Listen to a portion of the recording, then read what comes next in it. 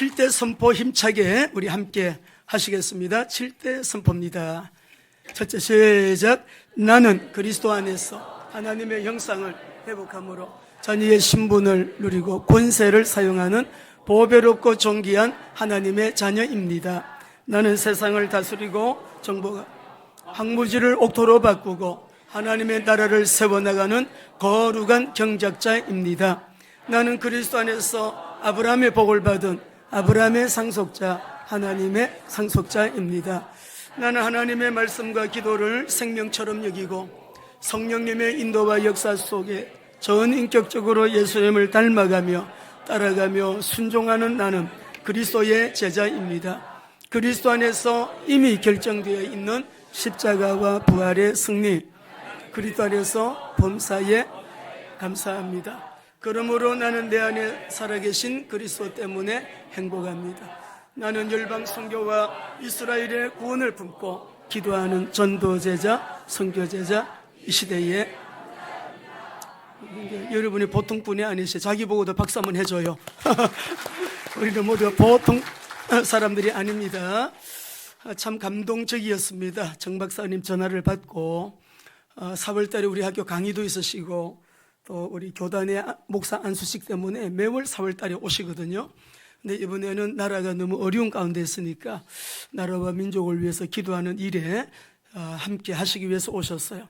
대전에 가서도 기도하시고 광주 가서도 기도하시고 이번에 특별히 오셔서 우리 정연호 박사님 함께 하실 수 있도록 은혜 주신 하나님 감사드리고요. 우리 샬롬 중창단이 필리핀을 참 은혜 가운데 잘 다녀오셨거든요. 짧은 시간이지만 만들었습니다. 한 2분 정도만 선교 보고 드리겠습니다. 자, 보겠습니다.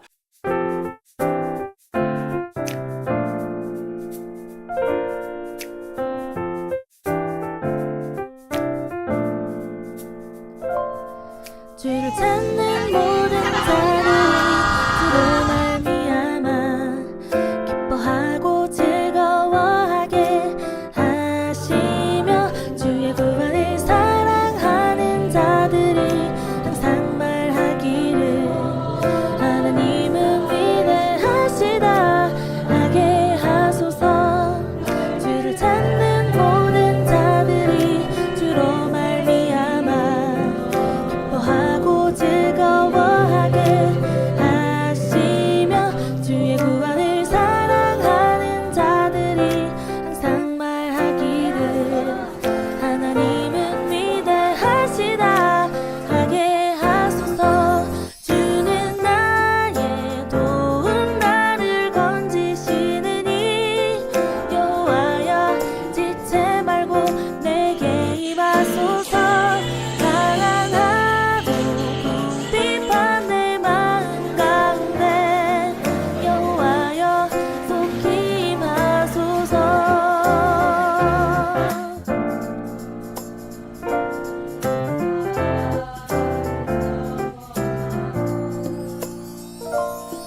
주를 찾는 모든 자들이 주로 말미암아 기뻐하고 즐거워하게 하시며 주의 구원을 사랑하는 자들이 항상 말하기를 하나님은 위대하시다 하게 하소서. 주는 나의 도움 나를 건지시느니 여호와여 지체 말고 내게 임하소서. 가난하고 궁핍한 내 마음 가운데 여호와여 속히 임하소서.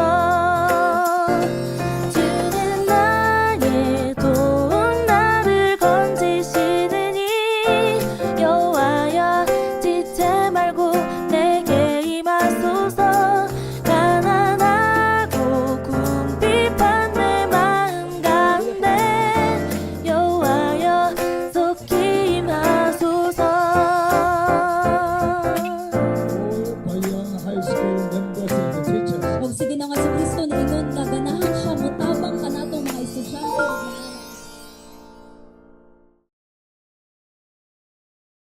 예, 선교사님이 보내주신 선교 편지도 오늘 주보에 실려 있습니다. 읽어보시고요. 우리 청년부가 지난번에 다녀오신 그 성경책 나누어 준 거, 고등학교 안에 엄청난 놀라운 역사가 일어나고 있다고 주보의 편지에 그리 적으셨습니다. 우리 7분의 중창단 천사들 너무 큰일하고 오셨어요. 축복의 박수. 감사합니다. 자, 우리 오늘 주실 말씀 제목을 함께 하시겠습니다. 기독교와 자유민주주의. 한 번 더 합시다. 기독교와 자유민주주의. 예, 우리 홀리랜드 부총장님으로 수고하시고 WITC 디렉터로 우리 이스라엘의 복음화와 열방 선교를 위해서 수고하시는 우리 정윤호 또 박사님, 말씀 속에 주님의 음성 듣게 되시길 바랍니다. 뜨거운 박수로 모시겠습니다. 하나님 감사합니다. 할렐루야. 오늘 제가 여러분과 나눌 말씀은 우리 구원받은 기독교의 믿음의 사람들로서 구체적인 우리의 삶의 현장에서 어떻게 믿음의 삶을 살 것인가 하는 문제입니다. 우리는 교회에서 예배를 들고 하나님께 기도하고 그리고 교회 문을 나서게 되면 구체적인 우리의 삶의 현장은 경제적 현장이요, 정치적 현장입니다. 그리고 많은 사람들과 교회하는 사회적 교회의 삶입니다. 구원받은 하나님의 자녀들이 이 땅에서 구체적으로 어떠한 정치적 체제와 경제적 체계 안에서 살도록 하나님께서 우리에게 축복을 주시고 인도하시는 것인가를 아는 것은 우리가 성경 말씀을 믿고 살아가는 하나님의 사람으로서 매우 중요하다 할 것입니다. 그래서 우리 기독교가 성경 말씀에 근거하여 어떤 정치, 경제적 체제를 말씀하고 있는지를 알아볼 필요가 있는 것입니다. 기독교는 성경 말씀에 근거해서 특별히 개인의 존엄성과 권리 평등을 강조하고 있습니다. 그래서 몇 가지 기독교, 성경 말씀에 근거한 기독교의 중요한 이런 가치, 이것을 몇 가지 살펴보면 첫째는 인간의 존엄성과 평등입니다. 우리가 창세기 1장 26절에서 읽은 바처럼 모든 사람은 하나님의 형상으로 창조되었다는 것입니다. 하나님의 이 창조 중에서 특별히 만물의 모든 창조의 으뜸으로 창조하실 때 자기의 형상대로 창조하셨다 함은 영적 존재요 자율적 존재로 창조되었다 함을 의미합니다. 여기에서 개인의 존엄성과 평등입니다. 모든 사람은 하나님의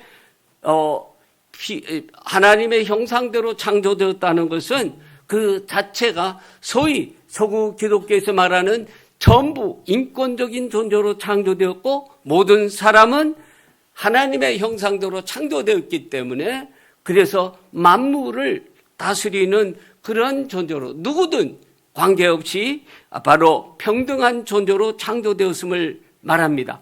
이런 근본 가치를 가지고 기독교는 인간의 이 기본 권리를 인정하고 보호하는 정치 체계를 추구하는 것입니다. 하나님께서 당신의 형상대로 창조되었기 때문에 따라서 모든 사람은 하나님으로부터 태어날 때부터 하나의 기본권을 받았다고 보는 것입니다. 이것이 바로 서구 기독교가 서구의 민주주의 사상가들이 성경을 통해서 모든 사람은 천부적인 인권을 가졌다. 모든 사람은 존엄한 존재로 태어났다 하는 사실을 선언하게 되는 것입니다. 그 모든 사람이 누리도록 그리고 그리하여 사람 위에 사람 없는 그러한 평등한 이런 법적 이런 보호를 받도록 하는 제도가 무엇이냐 하면 바로 자유민주주의인 것입니다. 그래서 많은 서구의 자유민주주의 국가들이 성경의 가르침을 바탕으로 해서 정치적 기본권을 설계했다 하는 것입니다. 왜 미국의 대통령은 취임할 때 성경에 손을 얹고 선서를 하는 것일까요? 왜냐하면 이 하나님의 말씀이 바로 우리들에게 가장 존귀한 기본적인 인권과 평등을 말씀하고 있기 때문에 나는 존귀한 모든 사람의 인권과 평등과 자유와 행복을 추구하는 이런 일을 위해서 하나님께서 나를 이곳에 세우셨으므로 내가 이 숭고한 의무를 감당하는 이것을 만인들 앞에, 국민들 앞에 내가 하나님 앞에 선서한다고 하여 성경에 손을 놓고 선서를 하는 것입니다. 기본적으로 바로 이것을 구체화하는 제도가 성경에 바탕한 자유민주주의라는 것입니다. 그래서 이 성경이 우리에게 주는 또한 중요한 가치는 뭐냐면 따라서 자유민주주의와 신앙의 자유입니다. 예수님은 우리를 죄에서 구원하셨습니다. 해방과 자유를 주셨습니다. 그러므로 더 이상 종의 맹예를 매지 말라고 하셨습니다. 그래서 구체적 삶의 환경에서도 영적으로 우리가 죄에서 자유를 누릴 뿐만 아니라 구체적 삶의 환경에서도 우리가 구체적으로 그리스도를 통해서 우리가 자유를 누리며 살기를 원하시는 것입니다. 그래서 민주주의의 근본 가치는 무엇이냐면 너가 내 의견을 자유롭게 말하라고 하는 표현의 자유, 그리고 구체적인 이 의견을 표현하기 위해서는 사람들이 모여서 표현할 수 있도록 집회의 자유라든가, 그리고 언론을 자유롭게 그 의견을 표현할 수 있는 언론을 통제하지 말라고 하는 언론의 자유나, 무엇보다도 하나님께서 우리를 하나님의 자녀로 부르시고 마음껏 하나님을 예배하라고 하는 이 신앙의 자유, 자유민주주의의 근본 가치는 모두 어디서 나왔다고요? 성경과 기독교의 근본적인 가르침과 가치관에서 나왔다고 하는 것입니다. 그래서 우리 특별히 예수 그리스도를 통해서 구원을 얻은 자유로운 존재로서 하나님의 이 형상대로 창조된 하나님의 사람들이 구체적 삶의 환경에서 어떠한 정치적 체계하에서, 어떠한 시장 경제, 어떠한 이 경제 체제 하에서 하나님께서 우리를 살게 하셨느냐 하면 바로 이 성경의 근본 가치에 따른 기독교의 이 가치관은 민주주의와 시장 경제 체제라는 것을 알 수가 있는 것입니다. 그리고 또한 우리가 이 기독교가 추구하는 이러한 모든 시장 경제, 자유민주주의와 시장 경제 체제는 구체적으로 무엇에 의해서 구체화되느냐면 법에 의해서 구체화되는 것입니다.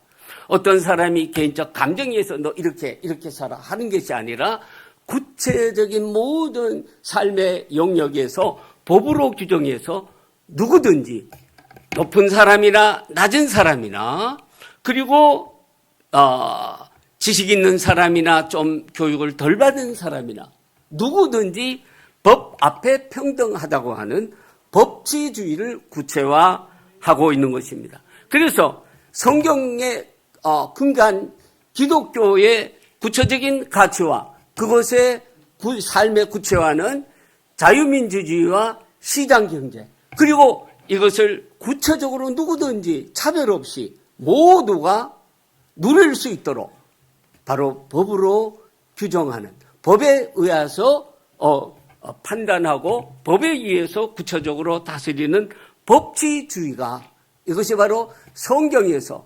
하나님께서 우리에게 구체적인 삶의 현장에서 자유와 평등을 누리라고 하신 중요한 제도가 되는 것입니다. 정리하면 기독교는 성경의 바탕에서 구원받은 사람들이 구체적으로 어떠한 정치적 체제와 경제적 체제를 누리며 살라고 하시냐 하면 자유민주주의와 시장경제체제와 그리고 그것을 구체화하는 법치주의라는 이런 구체적 이 제도 속에서 이러한 하나님이 주신 자유와 평등을 누리며 살도록 하고 있다는 것입니다. 자, 이래서 결론적으로 성경이 입각한 기독교의 이 가치관을 통해서 서구민주주의는 자유민주주의와 시장 경제 원리 그리고 법치주의를 확립해 왔고, 바로 우리가 1948년 독립하면서 이러한 제도를 받아들였기 때문에 우리는 이렇게 참으로 세계에서 발전하고 놀라운 이런 이 세계를 선도하는 나라로 성장하게 된 것입니다. 하나님께서 우리에게 이렇게 자유를 주셨는데 이 자유를 왜곡하는 사상이 나타났습니다. 서구 민주주의가 바로 성경을 바탕한 기독교에서 나왔는데, 이 자유민주주의에 대항하는 또 다른 한 민주주의가 있습니다. 이 또 다른 한 민주주의는 자유 대신에 그 앞에 민주주의 앞에 무슨 표현을 넣느냐 하면 인민민주주의입니다. 인민은 무상계급 호의 프롤레타리아를 말합니다. 프롤레타리아라고 하는 이 용어는 마르크스주의에서 나왔는데, 자본주의 체제 하에서 자신의 노동력을 팔아 생산을 유지하는 무상 노동계급을 의미합니다. 그래서 프롤레타는 항상 유상계급, 부르조아의 이 지배하에 있다, 이렇게 보면서 이 인민민주주의, 곧 공산주의는 이 세상에는 두 계급이 있다고 보는 것입니다. 유산계급과 이 유산급의 지배하에 있는 무상계급, 프롤레타리아가 있다고 보는 것입니다. 그래서 이 부르조아라고 하는 이 지배계급 때문에 이 세상에 불평등이 존재하므로 이 불평등을 완전히 없애버리고 모두가 평등하게 잘 사는 이상나라를 건설할 수 있는데, 그렇게 하려면 어떻게 되느냐? 프롤레타들이 서로 단결해서 이 유상계급은 부르조아 계급을 타파하고 모두가 평등하게 골고루 잘 사는 이상사회인 공산주의를 건설한다, 이렇게 주장하게 된 것입니다. 이 공산주의 이상은 모든 인간이 평등하게 재화와 자원을 공유하고, 그래서 그러려면 사유재산권을 폐지해야 된다 주장했습니다. 이 주장의 중요한 내용을 다시 한번 검토해보면, 이 묘하게도 인민민주주의에서 자유와 평등을 굉장히 강조합니다. 자유민주주의도 하나님께서 모든 사람을 당신의 형상으로 창조하시고 누구에게나 하나님으로부터 천부적인 권리를 부여받았다고 하는데, 이 자유와 평등을 교묘하게 왜곡하는 이 이론과 이데올로기가 바로 공산주의인데요. 이 사람들이 주장하는 평등은 어떤 평등이냐 하면 사회적 평등입니다. 모두가 골고루, 그야말로 문자적으로 절대 평등을 이룩함에 있어서 가장 문제가 바로 유상계급, 부르주아 계급이다. 이 부르주아 계급을 철폐해야 된다. 없애버려야 된다. 그렇게 될 때 경제적 불평등을 해소하고 모두가 골고루 잘 사는 이상 공산사회를 건설할 수 있다고 보는 것입니다. 그러기 위해서는 모두가 가진 자와 갖지 못한 자, 유상계급과 무상계급이라는 이 대립적인 계급을 없애기 위해서는 뭐냐 하면 모두 누구나 사유재산을 없애버려야 한다.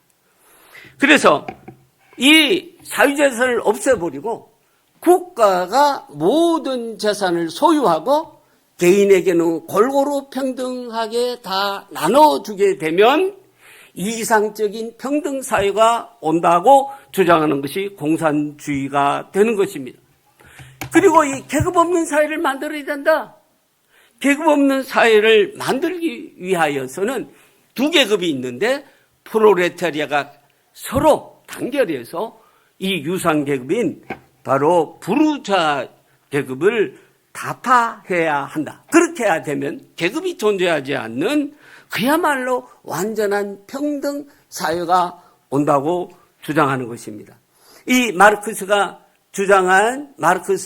엥겔스가 주장한 이 공산주의는 1917년에 러시아에서 볼셰비키 혁명으로 나타났고, 그리고 중국에서 또한 모택동에 의해서 공산 국가가 이루어졌습니다. 그리고 거기에 따라서 또한 우리 한국에서는 북한의 김일성이라는 자가 바로 이 공산주의 체제를 받아들이면서 오늘날 세계에서 존재하는 가장 혹독한 공산주의 체제가 바로 북한에서 실시되고 있습니다. 여러분, 자, 민주주의란 근본적으로 성경의 가치를 바탕하여 기독교에서 실현해낸 가치입니다. 서구의 민주주의는 모든 민주주의 철학자들은 혹은 민주주의 사랑가들은 전부 다 기독교인이었고, 성경에 있는 하나님의 말씀을 바탕으로 해서 그전에는 왕이 나라다. 이게 소위 왕권 신수설이죠. 그죠? 혹은 귀족 밑에 평민이 있고 평민 밑에 노예가 있다는 이것을 생각했는데 이게 아니야. 성경에 보니까 모든 사람은 하나님의 형상대로 창조됐다고 했어. 예수 그리스도께서는 우리를 모든 이 악과 모든 족쇄에서 우리를 해방시키셨다고 했어. 그래서 여기서부터 자유와 평등, 인권 이런 개념을 가지고 구체적으로 실시한 정치제도가 성경에 바탕한 자유민주주의요. 누구든지 자율적으로 책임적 존재로 하나님께서 각자에게 주신 능력을 최대한으로 발휘하는 이런 경제체제가 시장경제체제라는 것을 발견한 것입니다. 이것이 소위 서구 민주주의가 되는 것입니다. 그런데 이 세상에는 바로 누가 있느냐 하면 하나님께 끊임없이 대적하는 한 세력이 있는데 바로 악한 영, 바로 마귀가 되는 것입니다. 그래서 이 악한 영의 중요한 이 하나의 특징 혹은 중요한 탤런트가 있는데 처음부터 끝까지 이 탤런트의 중요한 특징은 뭐냐면 속이는 것, 거짓말하는 것, 진리를 왜곡하는 것, 그리고 이게 안 통하면 협박, 공갈, 이것이 바로 이 악한 영의 중요한 특징이요 탤런트입니다. 그래서 바로 조금 전에 제가 말씀드린 자유민주주의를 왜곡하는, 평등은 평등인데 사회적 평등이고, 사회적 평등을 달성하기 위해서는 계급투쟁을 통해서 프롤레타리아 혁명과 프롤레타리아 독재를 하게 되면 모두가 평등한 사회적 평등을 이루어가고 곧 아무런 차별이 없는 공산주의 이상을 건설하고 있다는 것이 그 배후에 악한 영이 누구의? 막스와 엥겔스를 통해서 나오게끔 한 인민민주주의 공산주의인 것입니다. 여러분, 1917년 볼셰비키 혁명이 성공한 이래로 그 결과가 1990년에 이미 나타났습니다. 여러분, 빵 하나를 살기 위해서 수십 미터 줄을 서고 한두 시간이 아닌 하루 종일을 허비해야 빵 한 조각을 살 수 있는 지경에까지 이르렀던 것이 소비에트 연방이 무너지게 된 근본적인 이유라는 걸 여러분 아십니다. 멀리 가지 않아도 오늘날도 지금도 바로 창살 없는 감옥을 죽음을 무릅쓰고 탈출하는 우리의 탈북민이 있습니다. 1990년대에 300만이 굶어 죽었습니다. 이들이 주장하는 평등은 가난의 평등입니다. 사회적 모두에게 골고루 자유롭게 분배한다고 했지만 결국 그들이 주장하던 평등은 모두가 굶어 죽는 평등이요 가난의 평등인 것입니다. 여러분, 그래도 거기가 좋으세요?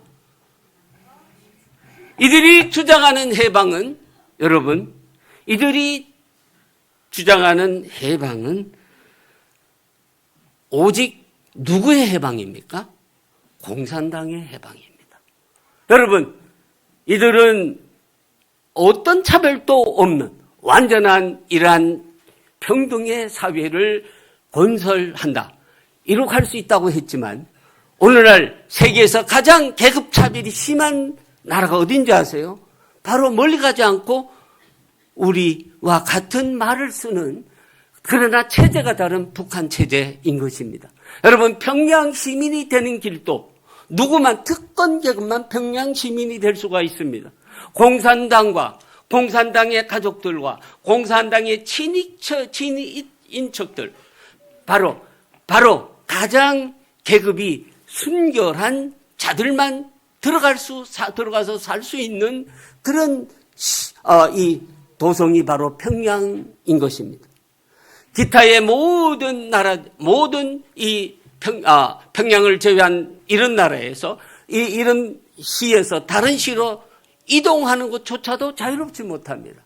철저한 계급사회가 가장 완전한 평등사회를 이룩할 수 있고 그렇게 해야 한다고 주장했던 공산주의 현실은 가장 인류 사회에 있어서 가장 혹독한 계급사회라는 이 허구를 우리는 보고 있는 것입니다. 그럼에도 불구하고 오늘 우리가 지금 이렇게, 여러분, 나라가 지금 이렇게 혼란스러운 이유는 뭔지 아세요? 악한 영 때문입니다. 여러분, 악한 영이라고 하시니까 이런 귀신 영화에서 보는 것처럼 머리를 흙 들어뜨리고 이런 것만 생각하지 마세요. 지극히 정상적인 사람이 사고 있어도 악한 영이 존재할 수 있고 작용할 수 있는데, 그 대표적인 예를 우리는 어디서 볼 수 있냐면요. 예수님께서 내가 이제 고난을 받고 십자가에 달려 주로 간다고 분명하게 얘기했을 때 그 예수님의 수제자인 베드로는 선생님 그러지 마시라고 강력하게 만류하는 것을 볼 수 있습니다. 지극히 정상적인 사고를 가진 사람입니다. 만일 지극히 정상적인 사고를 가졌다는 사람이 선생님이 돌아가셨다고 하는데, 선생님 그거 참 잘 결정하신 일입니다. 빨리 돌아가세요. 이게 정상적입니까? 아니, 선생님 안 됩니다. 그럴 때 예수님께서는 지극히 정상적인 사고를 하고 있는 베드로에게 사탄아 물러가라.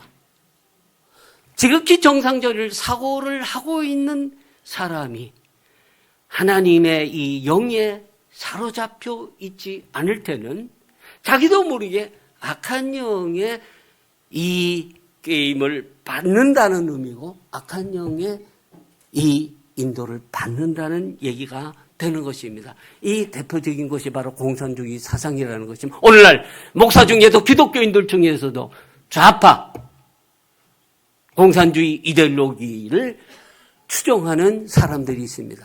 대표적으로 최재형, 시계를 가지고 영부인을 촬영하는 그 사람이 얼마나 악한 공산주의자인지는 이미 여러분 다 아십니다. 제가 반복해 놓을 필요도 없습니다. 김일성을 찬양하는 사람입니다.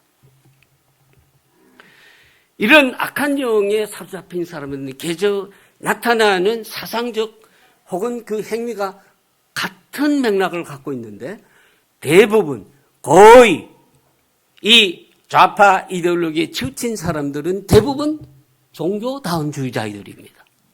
또한 종교다원주의이기 때문에 거의 대부분 동성애, LGBTQ를 주장합니다. 레즈비언, 게이, 바이섹슈얼, LGBT, 트랜스젠더, 이 뭐예요? 남자가 여자. 이게 앨런 머스크가 이 좌파에 있다가 보수로 전환하게 된 이유가 뭡니까? 어느 날 자기 아들이 딸이라 딸을 모습으로 하고 나타난 데 있어. 이건 아니다. 여러분, 이 악한 영은 뭐를 파괴한지 아세요?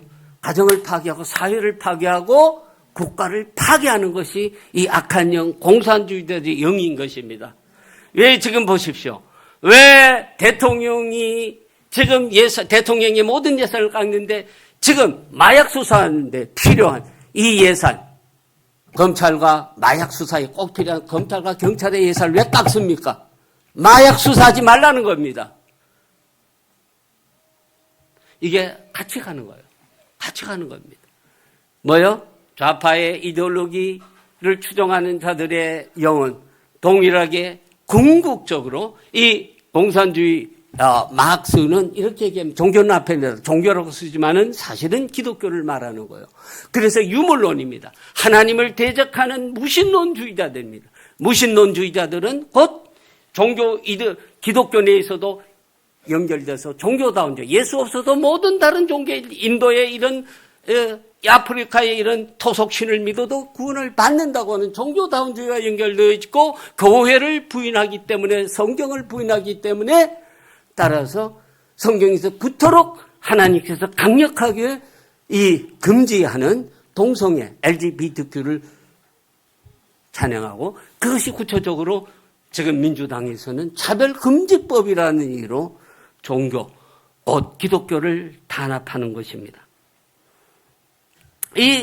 그래서 이 제가 말씀드린 것은 악한 영인데 그리스도인은 뭐를 말하냐? 그리스도 영이 있는 사람을 그리스도인이라고 하는 것입니다. 우리가 범죄함을 없나면 하나님과 멀어졌지만 하나님께서 당신의 아들을 보내셔서 우리로 하여금 다시금 하나님의 영이 들어오게 되었을 때 우리는 그리스도인으로 부르고 이렇게 첫사람 아람을 창조하실 때 진흙으로 창조하시고 숨을 불어넣으셨으나 범죄함으로 말하면 하나님이 거룩하신 하나님이 죄 있는 인간과 함께 없어서 떠나가셨다가 하나님께서 다시 우리 안에 들어오신 이 사건이 우리에게 구원이고 우리는 다시 하나님의 이 형상으로 된 그 본체를 다시 회복했다고 말씀하는 것이고 이것이 바로 고린도전서 3장 16절에서 말씀하시는 누구든지 그리스도 안에 있으면 새로운 피조물이 되는 것이고 또한 너희가 하나님의 성전인 것과 하나님의 성령이 너희 안에 거하시는 것을 알지 못하느냐. 본질적으로 그리스도인은 그리스도 영이 거하는 자인 것입니다. 그렇기 때문에 그리스도인들이 살다가 보면 구체적인 현장에서 약해서 때로 거짓말할 수 있지만 본질적으로 하나님을 대적하는 거짓말은 안 하는 사람이 바로 그리스도인인 것입니다. 왜냐하면 하나님의 영이 거기 있기 때문에. 그러나 공산주의자, 인민민주주의자들은 입만 열면 거짓말합니다. 보십시오. 멀리 갈 필요도 없습니다. 최근에 여러분 정치에 관심이 없던 분들도 작년 12월 3일 이후로 민주당 사람들이 뱉는 말마다 거짓인 거 아시죠? 이게 왜 그러냐? 바로 악한 영에게 자기도 모르게 조종당하고 있기 때문에 그런 것입니다. 엥겔스는 마크스, 엥겔스 이 공산주의의 두 양대 주장의 양대 이 주장자 엥겔스는 공산당의 미덕은 거짓이다 그랬습니다. 공산당. 그래서 거짓말을 믿을 때까지 반복해라. 보십시오. 그 자에게 넘어간 홍장머리 있는 자가 말을 이쪽에서 얼마나 많이 바꿉니까? 그죠? 홍장은 모르세요? 야, 웃기는 사람이잖아요. 왜냐하면 거짓말 시작하다 보니까 거짓말 메꾸려고 또 거짓말. 전부 거짓말 일색입니다. 그래서 이번 대통령 사건에서도 내란몰이로 탄핵 소추를 해놓고 재판에 가서는 내란을 빼는 것입니다. 이게 뭐냐면 끊임없이 제가 그랬죠. 이 악한 영의 중요한 특징, 이 악한 영의 사주를 받는 사람의 특징, 거짓, 속임, 또 왜곡, 진리를 왜곡하고 그죠? 그 다음에 잘 안 되면 뭐예요? 협박, 공갈. 이 5가지 특징이 악한 영의 사주를 받는 사람들의 구체적인 말과 비헤이버, 행위가 되는 것입니다. 일자는 어떻게 합니까? 거짓으로 누구를 회유를 해서 공갈 협박해서 누구를요? 아시죠? 그죠? 그 사람 이름은 뭐 굳이 시간 아까워서 여하튼 회유를 해가지고 내란몰이를 하니까 국민의힘 의원들도 이러다가 나도 내란 이 동조자가 될까봐 겁이 나가지고 거기에 동참해서 전부 내란몰이로 윤 대통령을 내란의 수괴라는 미명하에 전부 내란몰이에서 탄핵 소추를 해놓고 막상 재판에 가보면은 이제 구체적으로 사실이 밝혀질 것 같으니까 내란을 뺍니다. 이것이 바로 악한 영의 중요한 특징 사기 탄핵, 사기 소추가 되는 것입니다. 이 사기 탄핵을 향한 주체 세력이 누구냐면요. 소위 80년대 586 세대라고 하는 민주화 세력이라고 하는데요. 이들이 얘기한 민주화는 사실상 인민민주화였습니다. 이들이 여러분 80년대에 대학을 다니신 분들은 아실 겁니다. 이들은 매일 북한의 또 지령을 받았어서 그 지령에 따라서 민주화 운동을 했던 사람들이고 이들은 그 민주화했다는 것을 가지고 크게 지금 특권 세력으로 누리고 있는데 이 특권 세력이 누리는 것이 똑같이 모두가 평등하다고 그렇게 하면서 실제는 자기들은 가장 특권 세력을 누리는 북한 공산당하고 거의 틀림이 없이 같은 것을 볼 수가 있는 것입니다. 그래서 1980년대로부터 우리가 이제 한 가지 알아야 할 사실은 말이죠. 이 원래 공산당은 이렇게 막스 앵겔스가 이렇게 얘기를 했죠. 아까 이미 말씀드렸지만은 이 세상의 불평등은 바로 유상계급 부르주아의 지배 때문에 일어난 것이다. 그래서 이 부르주아 세력을 없애버려요. 두 계급이 있다. 지배계급과 거기에 이제 종속되어 있는 무상계급 프롤레타리아. 그래서 이 프롤레타리아가 혁명을 통해서 바로 이 사회적 불평등을 야기하고 있는 유상계급 지배계급을 혁파하여 그래서 그것이 완성될 때까지는 독재체제를 유지하게 되면 그래서 개인의 사유재산을 없애버리고 모두가 평등하게 분배를 하게 되면 누구나 모두가 평등한 공산 이상 사회를 건설한다는 것이었습니다. 그런데 문제는 왜 그러면 우리나라는 이 지극히 가난한 다수의 이 소위 그들이 표현하면 무상계급은 프롤레타리아와 소수의 지주계급으로 양대 계급이 있고 중상계급이 없었음에도 불구하고 우리나라는 어떻게 해서 공산당의 이론대로 공산주의가 안 됐느냐. 여러분 여기에는 하나님의 놀라운 이런 축복이 있었는데 그분이 누군지 아세요? 이승만 대통령입니다. 이번에 제가 전혀 기도하지 않았는데 우리 김희경 목사님이 속초에 가서 우리 기도하고 좀 새롭게 충전해보자. 속초에 갔더니 놀랍게도 거기에 이승만 대통령 기념관이 있었습니다. 그걸 자세히 보면서 이분이야말로 우리에게 하나님께서 하늘에서 내려준 축복이다.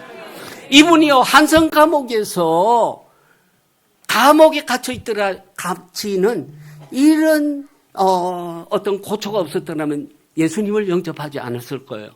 거기서 예수님을 영접하지 않았더라면 선교사의 도움으로 미국에 가지 않았을 것입니다. 미국에 갔기 때문에 그가 그 당시에 놀랍게도 조지 워싱턴 대학 학부를 졸업하고 그 당시에도 역시 세계 최고였던 하버드에서 석사를 하고요. 그리고 우드로 윌슨 미국의 소위 민족 자결주의를 주창한 이 우드로 윌슨이 총장으로 했었던 프린스턴에서 박사를 남으로 이분은 어떻게 미국이 이렇게 놀라운 이 부흥을 이룩하고 세계의 이런 강대국이 되는가 그 비결은 바로 자유민주주의와 시장경제체라는 걸 뼈저리게 이렇게 확신을 했던 것입니다. 그렇기 때문에 이 우리나라 45년 독립하면서 있잖아요. 좌우갈등이 심하잖아요. 그때의 80%가 좌파였습니다, 여러분. 그 엄청난 좌파 세력을 그의 놀라운 이 지혜와 놀라운 이런 배짱과 놀라운 정치력을 가지고 혈혈단신, 이분이 한국에 왔을 때는요, 다른 이런 정치 지도자와 달리 혈혈단신이었습니다.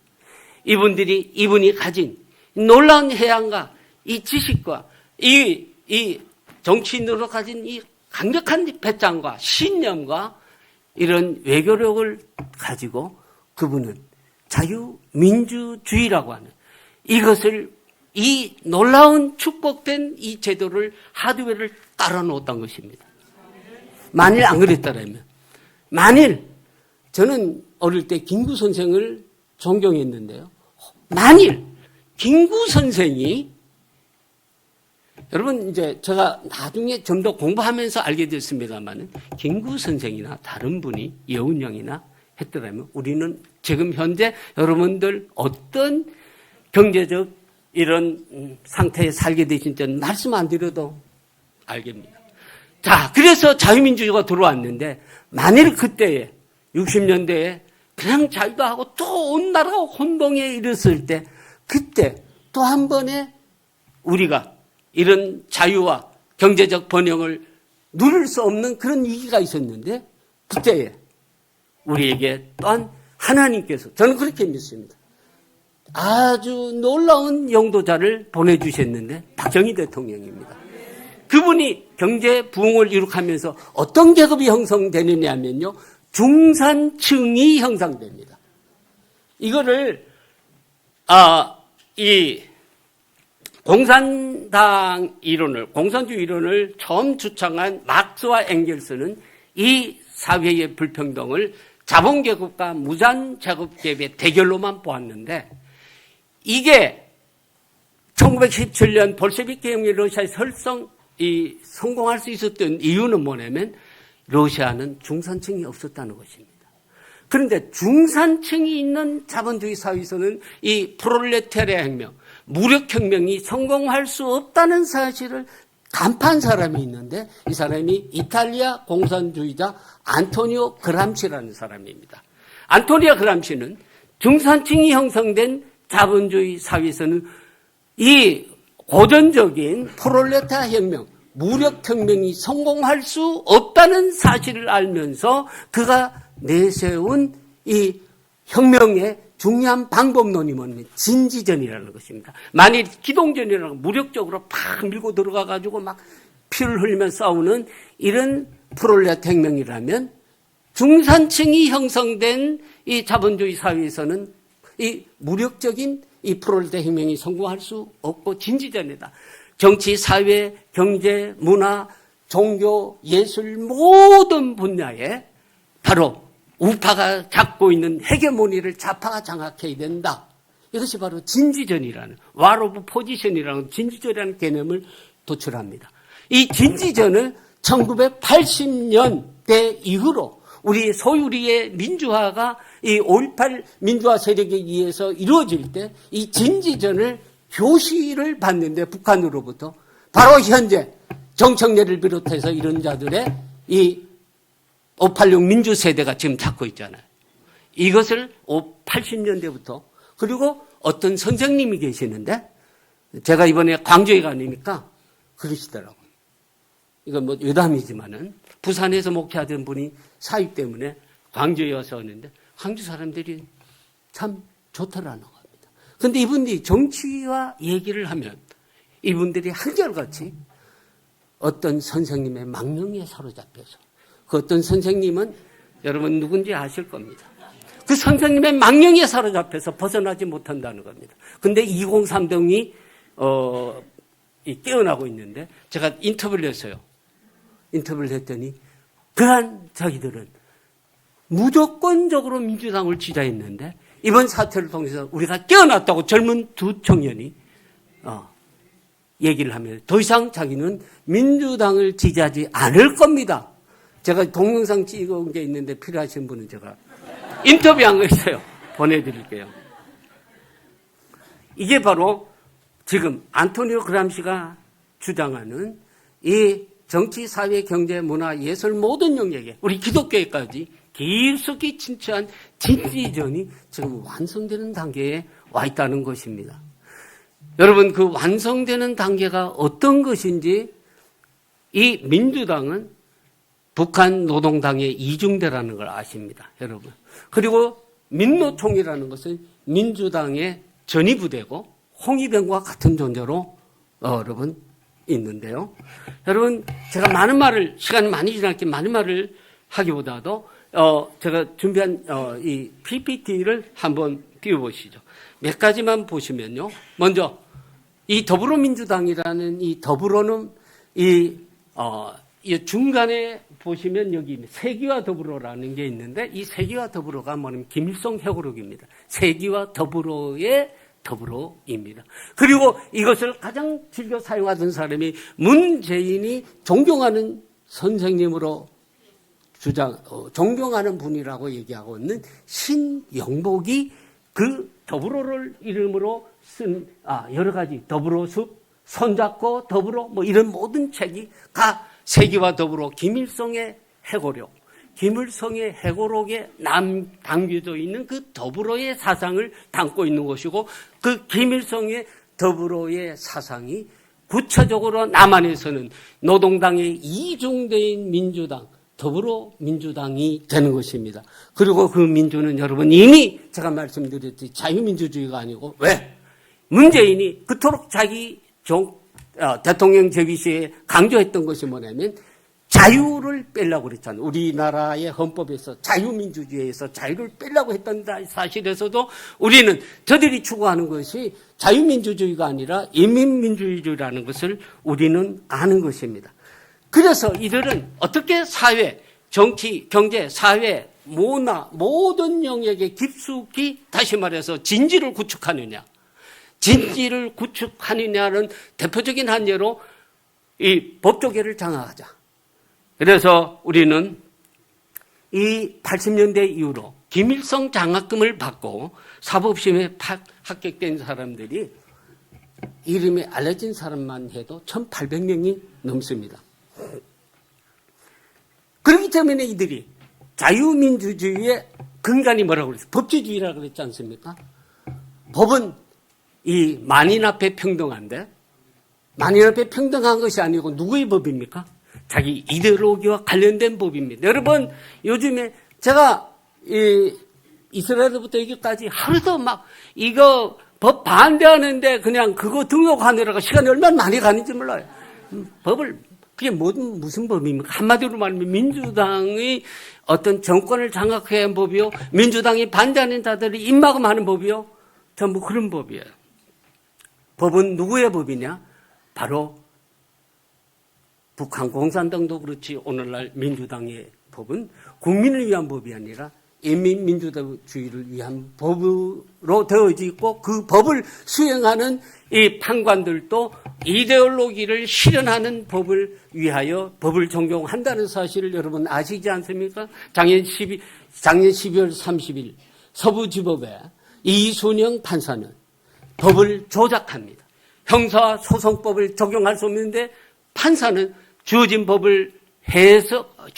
법에 따라 판결을 내려야 함에도 억지로 법을 끓여오는 영장 발부에 있어서 스스로 법을 제조하는 제조기술자로 전락을 해버렸지 않습니까? 공수처에서는 수사권이 없음에도 불구하고 수사권을 있는 것으로 하고 원래 중앙법원이 서울중앙지법이 영장 발부 법원인에도 간날 법원인에도 불구하고 자기들은 거짓말했습니다. 오동훈 서울중앙지법에 영장 발부를 신청한 것 있습니까?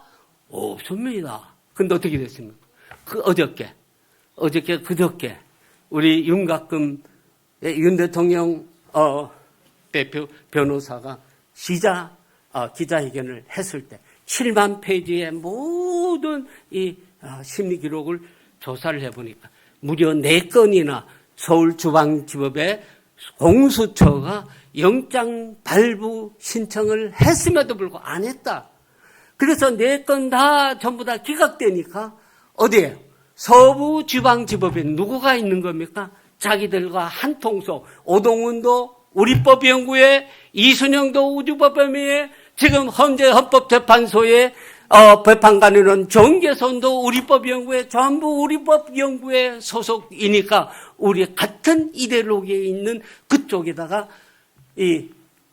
그걸 뭐라 그러죠? 이거를 무슨 쇼핑이라 그러잖아요. 그쪽에 법원 쇼핑을 통해서 불법 영장을 발부받아서 대통령을 불법으로 체포하는 이런 일을 자행하는 것이, 다시 말해서 민주주의의 근간인 법치주의를 완전히 왜곡하는 것이 인민민주주의의 이런 구체적인 뭐예요? 바로 안토니오 그람시의 진지전의 일환이라는 것입니다. 그래서 사법부가 완전히 장악되어 있습니다. 법원이 완전히 장악되어 있습니다. 검찰도 거기에 넘어가 있고요. 경찰도 마찬가지입니다. 사법, 경찰, 나라의 법 질서와 질서를 유지하는 모든 공권력이 전부 그쪽에 장악되어 있는 상태에 있습니다. 여기에 따라서 이것을 구체적으로 실현한 중요한 것이 뭐냐면 바로 입법부를 장악하는데, 입법부 장악의 가장 확실한 이 수단이 부정선거였습니다. 대통령은 나라의 모든 정보를 가장 확실하게 많이 아는 분입니다. 우리 윤 대통령, 이분은 27년간 검찰에 있으면서 이 나라가 얼마나 이 반국가 세력들에 의해서 장악되어 있는가 하는 정보를 아셨고, 대통령이 되면서 이걸 더 많은 정보를 갖고 2년 반 동안 치밀하게 어떻게 할 것인가. 다른 수단이 없었던 것입니다. 다른 수단이 없었던 것입니다. 완전히 자기의 수족을 묶어버리고 완전히 그래서 스스로 무너지게끔 모든 획책을 하자. 마지막 계엄령이라는 그런 수단을 사용하신 거예요. 그래서 거기서부터 우리가 깨어났지 않습니까? 그래서 우리는 계엄령이 아니라 계몽령이라고 오늘날 부른다 하는 사실을 우리는 저도 몰랐습니다. 이렇게까지 무너졌는지 몰랐다는 것입니다. 문재인은 여러분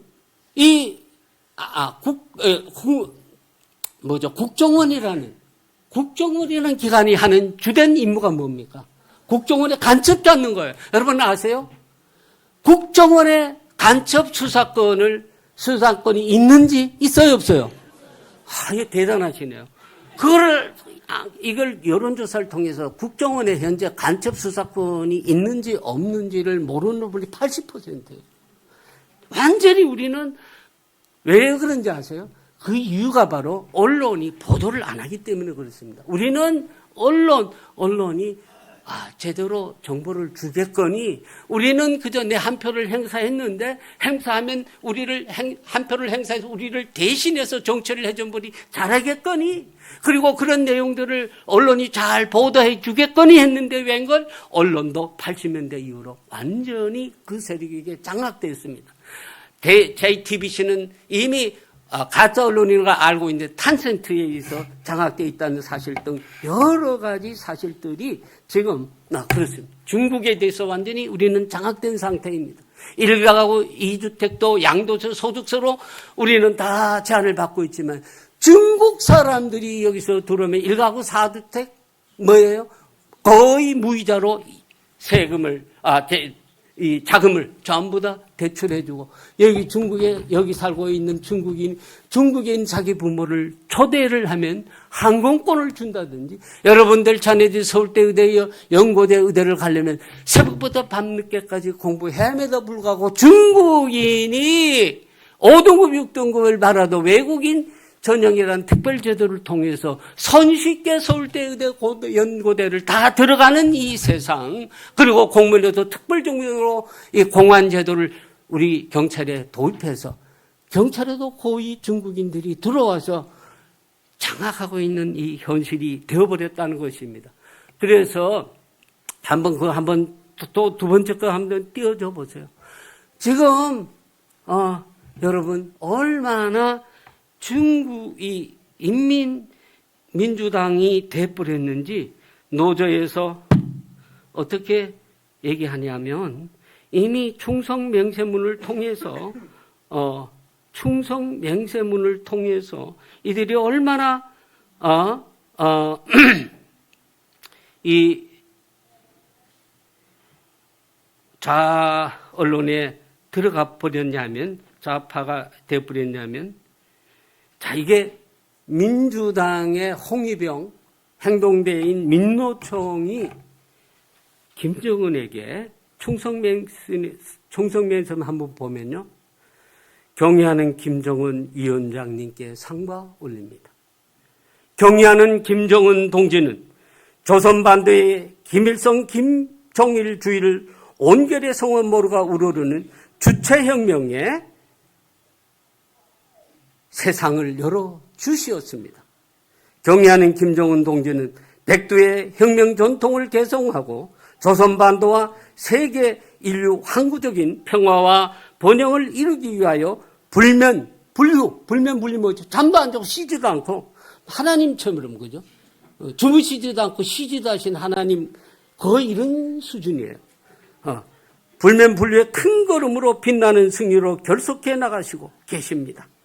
백전백승의 우리 당은 우리 사상과 사회주의 위협을 이룩하기 위하여 격려하는 김정은 동의를 수제 순회로 인민과 함께 호련일체 불굴의 투쟁을 이어가고 있습니다. 뒤에 많은데요. 기회가 되면 여러분들이 공유할 수 있다. 이게 언론에 나온 내용이에요. 이거를 전부 주체사상 이게 이 수사를 통해서 나온 자료, 수사를 통해 나온 겁니다. 재판 요즘에는요 간첩 잡아도요 간첩이 들어가지 않습니다. 누구 수법을 많이 봤냐면 이재명이 수법 온갖 수단방 재판 지연 그다음에 재판소 그렇죠 법원 이체 그다음에 여러 가지 수단 방법을 위해서 간첩을 체포는 했으나 잡아놓지는 못하는 이런 시대가 됐습니다. 그런데 한나라에 간첩을 잡는 우리 대통령은 간첩보다도 못하고 일개 잡범보다 못한 기본적으로 무죄 추정의 원칙도 적용되지 않는 이러한 위법, 불법, 사기 인민 집단에 의해서 체포 구금되었다는 것입니다. 여러분들이 지금 제가 이렇게 지하철 타고 다니면 모두 평안하십니다. 여전히 먹방 이렇게 보고 계시고요. 네, 다 이렇게 즐겁게 다니시는 것을 볼 수 있습니다. 저는 믿습니다. 지금 깨어나지 않으면 여러분의 웃음은 슬픔으로 변할 것입니다. 분명합니다. 분명합니다. 여러분들이 카톡하는 것도 검열될 것입니다. 제가 2015년에 중국에 갔다가 얼마나 통제되고 있다는 것을 절실히 느꼈습니다. 그 세상은 사물 중순으로 우리가 누린 이 자유민주주의를 계속 누리면서 신앙의 자유를 누리면서 세계 만방에 복음을 전하는 대한민국이 될 것이냐 아니면은 차별금지법을 부터 시작해서 우리의 모든 신앙의 자유가 무너지고 여러분의 모든 재산은 중국 사람들에게 넘어가고 중국으로 속국으로 되어지면서 아주 자연스럽게 북한과 고려 연방제를 통해서 그야말로 안토니오 그람시가 얘기하는 진지전이 완성되어지는 세계로 갈 것인가. 이것은 제가 볼 때 2월 25일 내일입니다. 마지막 변론이 끝나면 8명의 이 헌법재판관은 판결을 내릴 것입니다. 거기에 따라서 결정됩니다. 설마가 사람 잡습니다. 설마가 사람 잡아요, 여러분. 여러분 이렇게 자유롭게 예배 드릴 나를 기대하시면 안 됩니다. 어떻게 해야 되겠습니까? 3월 1일 산에 놀러 갈 생각하지 마시고 광화문으로 나가십시오. 거기서 가도 돌 안 던져도 됩니다. 그냥 거기 서 있으면 됩니다. 중요한 것은 왜 그렇습니까?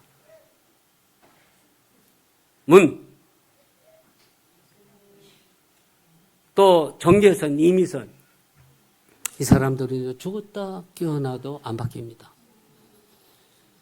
속까지 아주 영혼까지 빨간 사람들입니다. 안 바뀝니다. 정정리 거의 쪽입니다. 남아있는 중도 우파 김영두, 김복경, 조한창,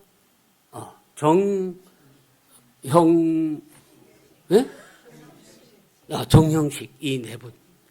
여러분 중도 우파는요 이렇게 신념으로 뭉친 분들이 아닙니다. 이쪽으로 갔다가 저쪽으로 갈 수 있는 분입니다. 이번엔 샤이하기 때문에 우리가 박근혜 대통령 때 5명이 보수였고 3명이 좌파였는데 우리의 기도와 완전히 다르게 8대 0으로 탄핵이 인용됐습니다. 그러나 지금은 그때와 또 다릅니다. 우리가 많이 깨어났지만은 그때는 다시 회복될 기회를 하나님이 주셨지만 이제는 앞뒤를 안 가리고 무조건 지나. 인용된 다음에 그때 일어나면요. 여러분 일단 언론이 불법을 행하는 자도 여러분들의 모든 데모를 언론에 완전히 장악해 버릴 것입니다. 또한 아무도 여러분들의 편을 안 들 것입니다. 둘째, 경찰이 중국 세력과 연대해가지고 여러분들에게 유혈 충돌을 유발하면서 그리고 다법은 바로 폭도들을 엄벌하라는 이런 지금 서부지법에 유리창 몇 개 깼다고 지금 63명이 갇혀있는 이 현실을 보면 반드시 그렇게 된다는 것입니다. 다시 말해서 언론과 그리고 주변에 수많은 사람들이 죽어간데도 얼굴 깜짝깜짝하지 않는 이 이재명이라는 자가 분명히 권력을 잡게 되면은 중국과 연대해서 중국의 속국 고려연방제를 추진하면서 여러분들의 모든 자유를 빼앗아 갈 것입니다. 눈도 깜짝하지 않을 것입니다. 보십시오. 여러분들의 모든 자유를 빼앗아 갈 것입니다. 이 카톡도 검열하면서 여러분의 일거수일투족을 감시할 것입니다. 슈퍼컴퓨터로 여러분들이 뭐하고 있는지 완전히 장악할 수 있는 고도의 AI 시대에 더욱 여러분들을 심하게 통제할 수 있는 사회, 이 시스템을 갖게 될 것이고요. 그리고 이 불멸의 절대반지인 바로 이 소스 코드를 지금보다 더 강력하게 구동해가지고 더 이상 여러분들 우파에서 3분의 1을 장악, 항상 3분의 2가 나와서 자기들이 원하는 대로 마음껏 이 법을 남발을 하면서 여러분들을 완전 장악하는 그런 시대가 올 것인지 아닌지는 3월 중순 둘째 주 이후에 결판이 나는데 아직까지 우리에게 기회가 있는 것은 미국이 트럼프가 해주기를 기대해서는 안 됩니다. 시팩에 제 딸이 거기에 참여해서 그 중요한 연사들, 몰스탄, 그 다음에 스티브 예이츠, 그 유명 고든 창 이분들이 자 대통령이 지금 이렇게 위기에 있고 고든 누가 그랬습니까? 몰스탄 그랬습니다. 우리 대한민국은 완전히 절벽 끝에 있다. 맞습니다. 이 절벽 끝에 누가 구해줄 줄 아십니까? 트럼프가 구해줄 줄 아십니까? 트럼프가 구해줄지 말지는 트럼프의 마음입니다. 우리는 대한민국의 지정학적 중요의 중요성을 강조하면서 마치 우리가 뭘 트럼프한테 굉장한 중요한 것처럼 착각하고 있는데 트럼프에는 중요한 아이디어가 있는 겁니다. 그렇게 해주면 좋지만 안 해주면 그 때는 늦으리라. 때는 늦습니다. 우리에게 남은 마지막 카드는 우리가 돌을 던지라는 거 아닙니다.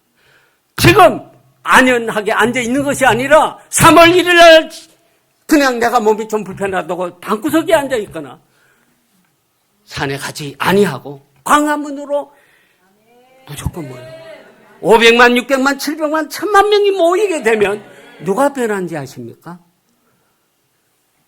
2017년에는 이 분위기에 밀려서 5명이 왼쪽으로 가버렸지만 이 중도 우파에 있는 4분이 그래 내가 용기를 내자. 내가 역사의 죄인이 될 것인지 아니면은 우리나라 자유민주주의를 구하는 하나의 한 사람이 될 것인지 그전에는 벌벌 떨었는데 곽종군처럼 난 되지 말자. 홍장훈이처럼 되지 말자.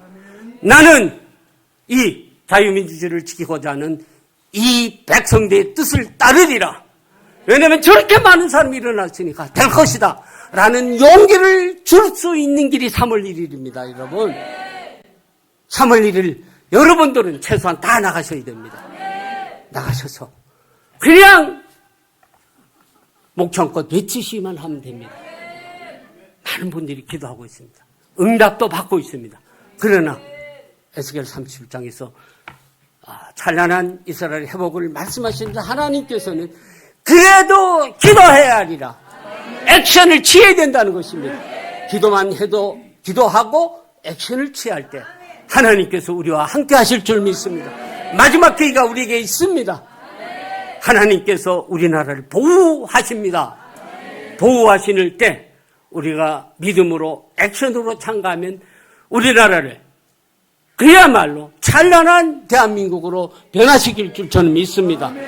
그래서 세계 5대 강국에 진입할 뿐만 아니라 그야말로 세계를 영도하는 그러한 탑3에도 저는 들어가리라고 저는 믿습니다. 하나님께서 이런 좋은 기회를 주셨는데 아이고 감기 걸렸어. 나 산에 가야 돼. 여러분 3월 1일 1919년 그 3월 1일보다 2025년 3일 1일 우리 역사의 운명을 바꾸는 날이 될 줄로 믿습니다.